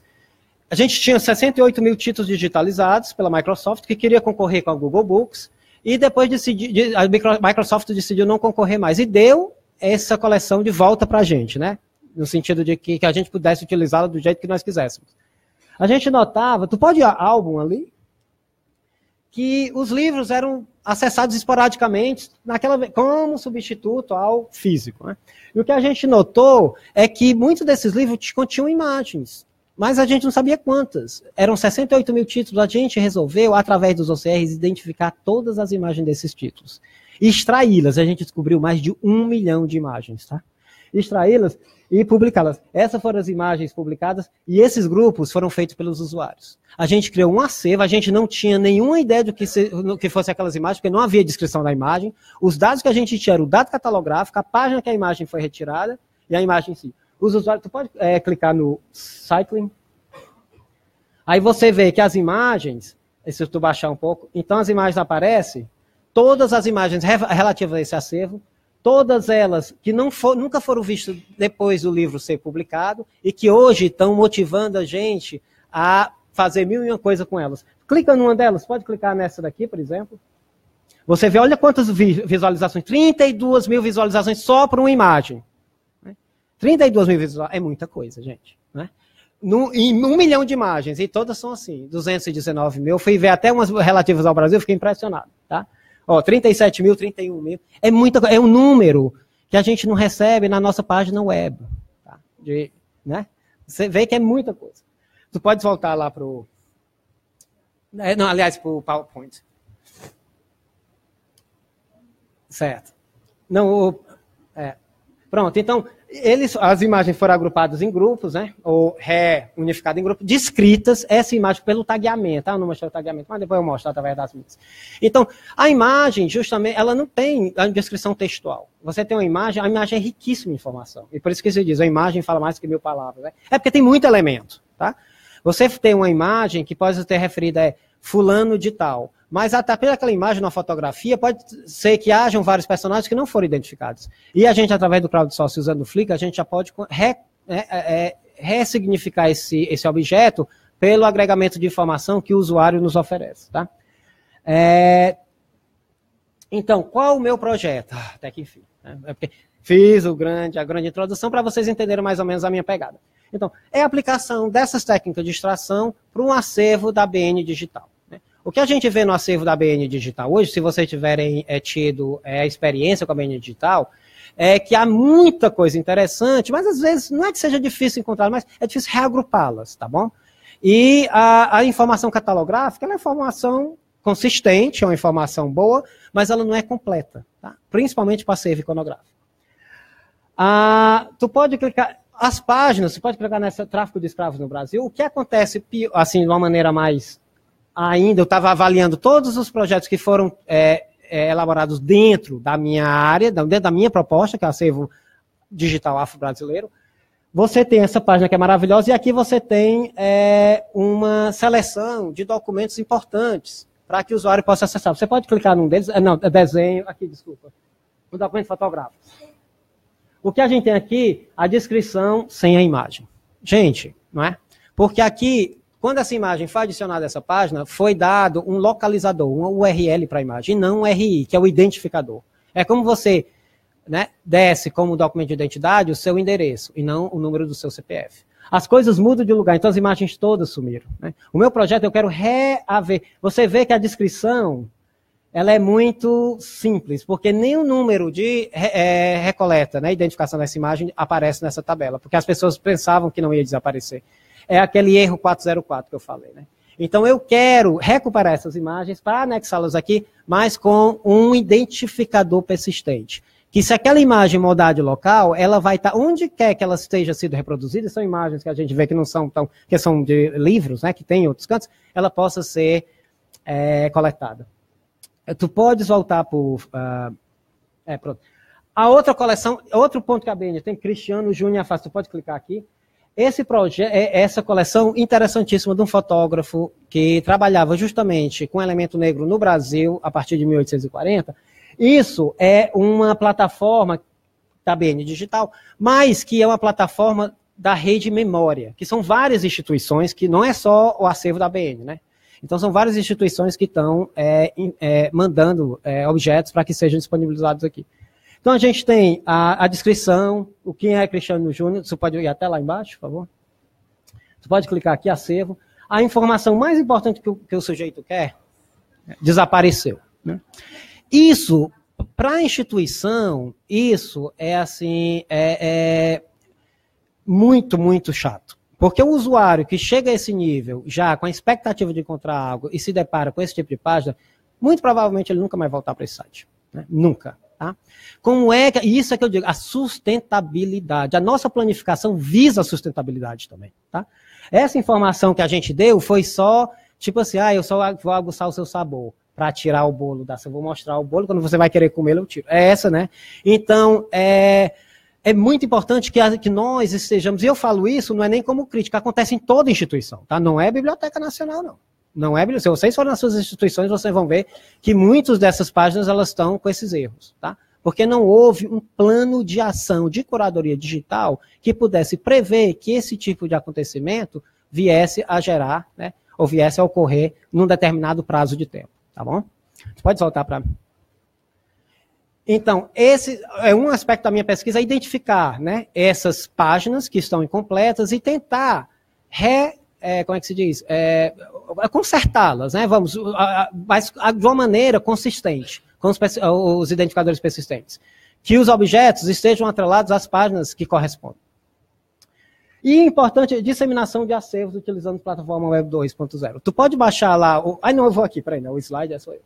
Então, qual é a minha ideia? É criar o acervo digital afro-brasileiro. Tá? Imagine, o negro, a sua história foi contada pelo elemento branco, europeu. E se a gente for pensar de como esse negro foi representado, né, de uma maneira cruel, que realmente era a maneira que representa a realidade da época, né, a gente vê que essa história tem que ser recontada. Né, essa história tem que ser reavaliada. E a ideia que eu tinha era justamente tentar pegar o máximo de número de elementos iconográficos, principalmente, tá?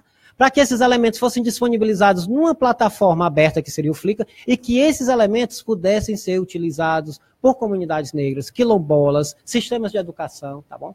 Para todo tipo de usuário, com que esse acervo possa ter uma referencialidade direta, e não somente acadêmica. Que é muito importante hoje no Brasil que a gente tenha esse tipo de conscientização, né, do que foi a nossa história e de como essa história se preserva até hoje, tá? Para que a gente possa provar que políticas de cotas não são políticas, não são, a gente não está dando presente para ninguém. Né? A gente está reparando erros que eu estava vendo o João José Reis, que falou magnificamente na Flip, ele falou justamente isso. O Brasil tem que fazer essa reparação, mesmo que não houvesse a escravidão, mas pela desigualdade. E para mim isso foi essencial. Como é que eu posso, da minha posição, enquanto uma instituição que o negro muito dificilmente vai acessar o meu acervo, como é que eu posso chegar até ele? Né? Como é que eu posso mostrar? Essa é a sua história. E eu quero que você me a descreva, porque eu quero aprender com a sua experiência o que essa história representa e que vai representar para mim também. Tá bom? Então o que eu quero é isso, taxonomia. Que os usuários, e aqui eu não entro na categoria étnica, qualquer pessoa vai descrever essas imagens da maneira que quer. Né? Uma imagem de instrumentos de tortura, né? De instrumentos de castigo, punição, eu posso descrever da maneira que eu quero. E essa descrição, ela tem que ser aceita também. Tá? Porque a descrição é muito fácil você omitir, né, determinados elementos que a própria imagem descreve. E se você não usar um texto para descrever aqueles elementos omitidos, você, no catálogo, nunca vai recuperar essa imagem. Então, a taxonomia nos ajuda a isso também. Eu uso o exemplo claro também do Guimarães Rosa, que é o meu um deles, é um grande escritor, Grande Sertão Veredas, por exemplo. Né? Por que na nossa ficha catalográfica a gente sempre tem a mesma repetição? Romance, moderno, geração de 30, blá, blá, blá, blá, blá. Por que a gente não pode descrevê-lo como romance teológico? Já que fala de Deus e o diabo. Por que a gente não pode descrevê-lo como romance homerótico? Na época que a informação foi gerada, não existia discussões de etnia, de gênero, sexualidade. Hoje já existe. Então, aquela informação a gente vai ter que reacessá-la. Os nossos catálogos não dão margem para que essa informação seja modernizada. Mas essa modernização, ela é essencial para que aquela informação tenha sentido na nossa vida. A gente não revisita o passado para viver o passado. A gente revisita para entender o nosso presente. Né? Então, o nosso presente, geralmente, não está descrito nas fichas catalográficas, né, de um romance que foi escrito há, 50 décadas, né, que era uma década completamente diferente.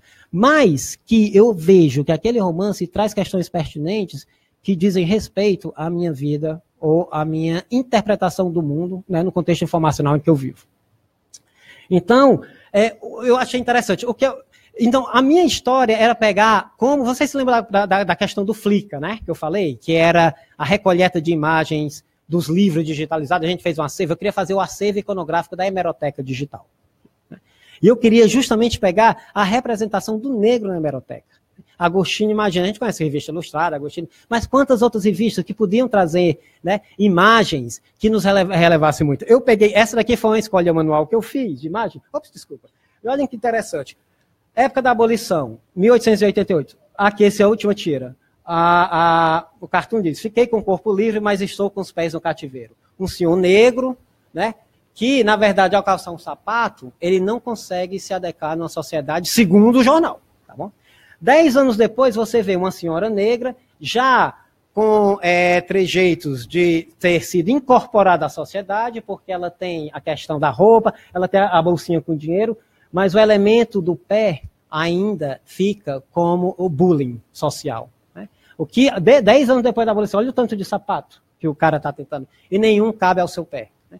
Esses sapatos representam justamente aquele bullying que é a comédia. Né? Isso era para fazer as pessoas rirem através do sofrimento dos outros. Tá? Esse tipo de imagem, por exemplo, você pode ver uma imagem dessa ou outra, mas você não associa de como essa imagem se repete. Né? De como essa imagem realmente ela tem um peso significante e ela pode ser utilizada para discutir as nossas relações raciais hoje em dia. Né? Outro, tipo o João Cândido, o nosso grande líder, assim, negro, primeiro, né, fora Zumbi e tudo mais, mas eu digo dentro da história oficial quase, né, da revolta da Armada, da Chibata, desculpa. Você vê o João Cândido aqui, como um senhor respeitável, mas você vê disciplina invertida, continência ao almirante. Quer dizer, ele vira um almirante, João Cândido, mas o almirante europeu, né, é uma disciplina invertida. Porque é como se as regras sociais tivessem sido totalmente desestabilizadas através da condição de almirante que é dada a um homem negro. Tá? E aqui você vê outro cartoon na mesma época, você vê o João Cândido, você vê o pé também, né, com joanete e tudo mais, e os europeus agora é que estão descalços. Então, esse significante, como é que ele é representado? Em que maneira é representado? Por que ele é representado? Você disponibilizando essas imagens, você começa a fazer uma tessitura aí que não está descrito no nosso catálogo, não. Tá bom? Você começa a criar ideias, né? Você começa a chegar a pontos nevrálgicos que podem muito bem explicar as condições atuais em que nós vivemos.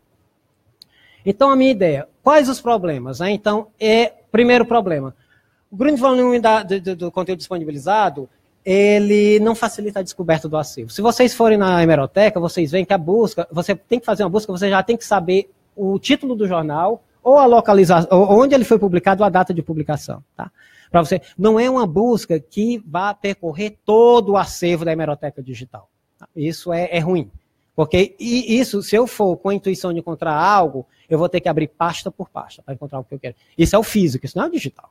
Isso não é o digital. Isso é físico, é o que a gente faz. Não sabe onde é que está, vai buscar mão a mão. Né? Então, tem que fazer uma coisa manual. Segundo, e mais importante, falta de metadados, OCR, principalmente. Tem metadado catalográfico? Tem, mas os OCR que a gente precisa mais, não. Olha o exemplo aqui do OCR que eu falei, o OCR alto. Ó. Page word, a coordenada na página. A palavra fecha a etiqueta. Né? Então, essas palavras, todas elas estão dentro de uma página que tem essa coordenada. Tá? No OCR alto, para identificar as imagens não estão descritas. Mas o OCR alto vai dizer, num certo momento, que um determinado espaço não existe palavra. E o OCR vai entender aquilo como imagem. O software vai extraí-lo e a ideia é de publicar essa imagem numa plataforma para que essa imagem seja, né, acessada. Então seria uma coisa relativamente simples, mas que não pode ser feita pela falta desses dados essenciais que são os OCRs. Tá? A busca que eu falei, né, que ainda é muito boa e a hemeroteca é maravilhosa, quer dizer, são 140 mil visitas diárias. Tá? É muita coisa. Mas imagine o tanto de visitas que nós poderíamos aumentar se nós disponibilizássemos os conteúdos iconográficos no Flickr, por exemplo, né, que tem muito mais visibilidade, esse tipo de plataforma, do que as nossas plataformas institucionais. Sem falar na indexação, que o Google faz muito mais rapidamente dessas plataformas do que as dos nossos catálogos, que nem faz. Né? Como esses problemas estão sendo realizados? Olha aqui também a questão do reconhecimento do OCR, tá vendo? As imagens, aí tem uma coisa aqui que diz que é uma imagem, não sabe o que é. Mas porque a gente não tem a descrição dessa imagem, seria bom que ela fosse descrita. Né? Então, as imagens estão sendo digitalizadas sem os OCRs. Né? Pelo que eu saiba, a Biblioteca Nacional tem seu servidor, que não é o servidor que dá acesso, porque o servidor que dá acesso é acho que é o da DocPro, mas tem o servidor também da BN, que dá acesso à BN Digital, no caso da hemeroteca não, mas a BN Digital tem. Os OCRs, eles não estão presentes, tá? Então, a gente tem que recuperar esses OCRs para facilitar essa busca. Então, eu tenho um bolsista maravilhoso e o programa que eu estou fazendo na ABN é maravilhoso nesse sentido. Não somente ele me dá a liberdade, né, de trabalhar no meu projeto, mas ele põe um bolsista trabalhando comigo. Então, Alexandre tem sido de uma ajuda essencial no reconhecimento. A gente está fazendo um reconhecimento manual das imagens, tá, para extraí-las e publicá-las no Flickr. O que é que eu queria? Né? Seriam os próximos passos. Queria, a partir da extração das imagens, criar outros acervos que não fosse somente o afro-brasileiro. Propagandas, hemorroidas, né? As coisas que a gente vê, mas a propaganda de remédio, que era muito da neurastenia, hemorroidas, dor de cabeça, blá, blá, blá, chifre, até você vê propaganda. Então você vê que tem aquelas coisas interessantes. Acervo iconográfico relativo ao índio, né? Moda. Então você poderia começar a criar acervos e começar a usar essas imagens como um instrumento catalisador de ideias entre grupos de usuários que jamais pensariam em ir para a biblioteca para buscar inspiração. Grafiteiros, músicos, poetas, tá? Pessoal que trabalha com tipografia. É um mundo de gente que pode se beneficiar desse acervo, mas que não conhece. Não é culpa deles, não. A culpa é nossa. Tá? A culpa é nossa. Porque a gente aqui tem que estar onde eles estão. Não pode se esperar que todo mundo saiba da nossa importância se a gente, né, não facilita o acesso a esses acervos. Trabalhar com outros, né? A partir do meu projeto, eu quero trabalhar com outras instituições. Já estou falando também com o Arquivo Nacional, com a Casa de Rui Barbosa, que tem sido também tem mostrado muito interesse e tem sido magnífica, no sentido de entender o que eu falo aqui. Tá? A Biblioteca Digital Luso Brasileira, cuja BN faz parte, né? O IMS, que inclusive depois daqui eu vou ter reunião com eles, quer dizer, um pessoal que está super interessado nas ideias, porque eles veem que esse tipo de atividade só nos faz beneficiar. Né? O investimento que se põe é muito pouco em relação aos benefícios que se oferem. Tá bom? É muito pouco, isso é provado. A gente não está fazendo laboratório mais. A gente está trabalhando com o que existe. E essa existência, se a gente não pegar a onda agora, a gente vai perder esse barco. Tá? A gente tem que começar a trabalhar agora. Então, qual a ideia? Tu pode clicar nesse primeiro. A minha ideia é de reconhecer as imagens e publicar no Flickr. Tá? Você vê aqui o Flickr, você vê The Commons. Help us, ajude-nos a catalogar os arquivos públicos de fotos. Só que eles estão, quando foto aqui, eles estão falando de fotografia, não é a fotografia com daguerrótipo, não. É a imagem digital. Tá? Foto de um objeto que é, né, produzido digitalmente. Você vê, tu pode baixar aí essa lista, olha o tanto de lista. British Library, todas as maiores e mais importantes instituições do mundo estão aqui. Tu pode parar aqui. A única brasileira que tem é o Senado Federal.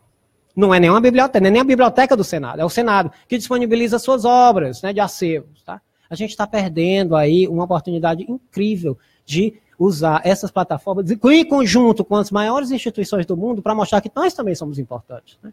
A gente tem aquela coisa meio, nós somos importantes, quem quiser que venha a gente. Está perdendo tempo, porque não é assim que o mundo de hoje que funciona.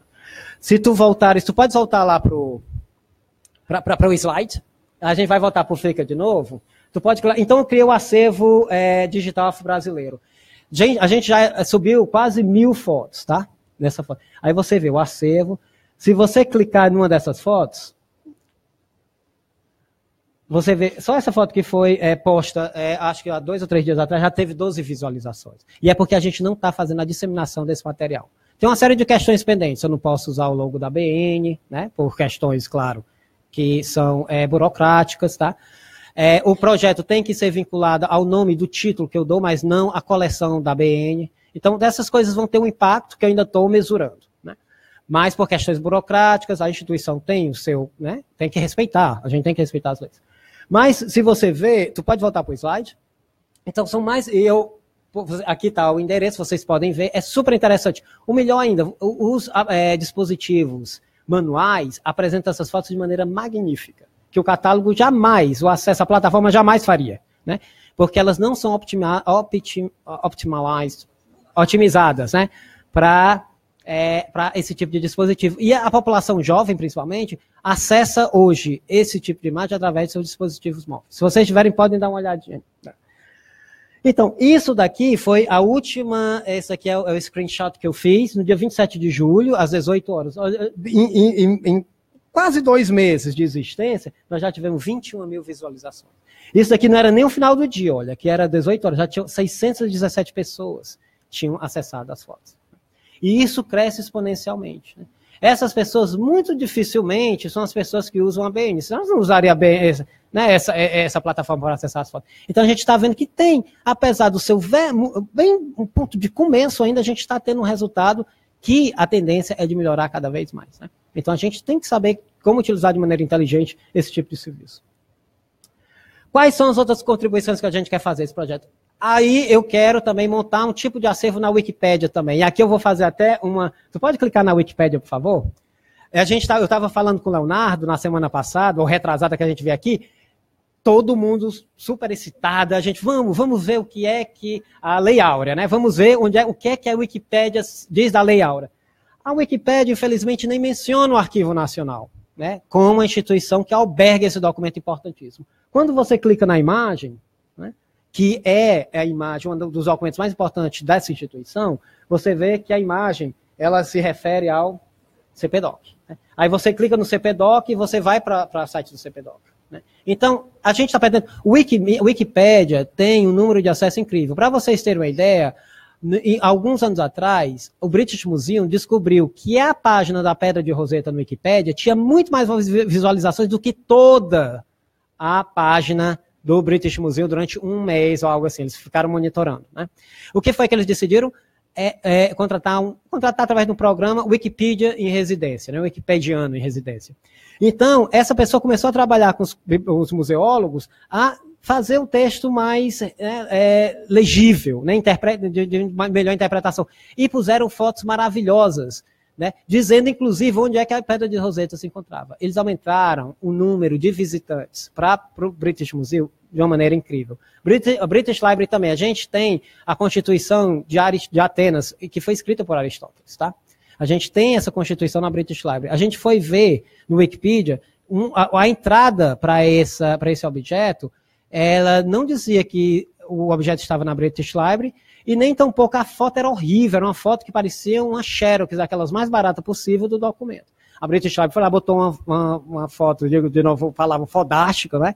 Justamente para isso, com o link da British Library, que vai para o link da Wikipedia também. A gente tem que dialogar com essas plataformas.